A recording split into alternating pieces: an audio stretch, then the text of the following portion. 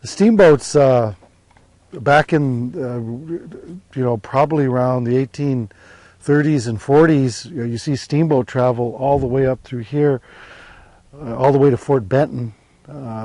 First of all, the confluence of the Missouri and the Yellowstone, Fort Union being very important. And they actually had a number of different forts. There was a number of forts here at the mouth of the Milk River, at the mouth of the Musselshell, all the way up from Fort Benton to in Montana to Fort Union.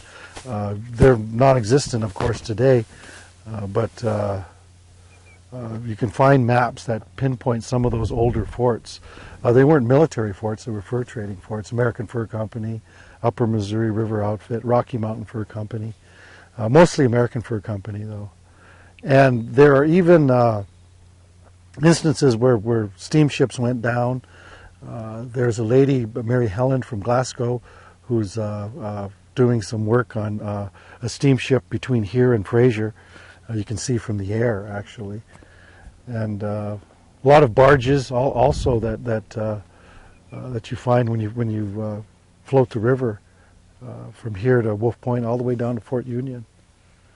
And you can imagine, the vastness of this place before, all the farming and the fields here. Of course, the farming and the fields, you can't quantify that resource, that renewable resource. But before that, you can imagine, just filled with buffalo and elk and deer. And Lewis and Clark actually came and Clark actually climbed this hill up to this point, him and Sacagawea. And it was here where they found the Jerusalem artichokes. Where she dug those and kind of showed them what that plant was. And there's also where they found, where Lewis found a camp dog, probably a Assiniboine camp dog.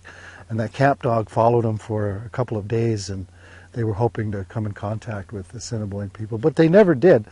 The story goes through oral tradition that the Assiniboine had found places like these, lookouts, and they saw Lewis and Clark coming up the Missouri River, but there's no recorded in the journals at all of them coming into contact with the Assiniboines, with the exception of the Fort Union the winter before.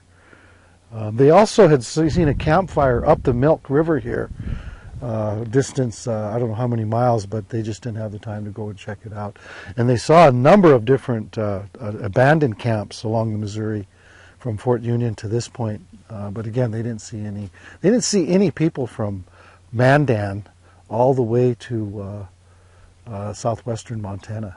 But it's not that there weren't any people around here. It's just that the time when they came through, that the mosquitoes and bugs were so terrible. And they even write that in their journals. And the Indians knew this because they were here generations before. They get up on these high bluff marks, you get the high bench marks, and that's where they were to get the breezes and stay out of the river bottoms. Those are for the colder months in the wintertime.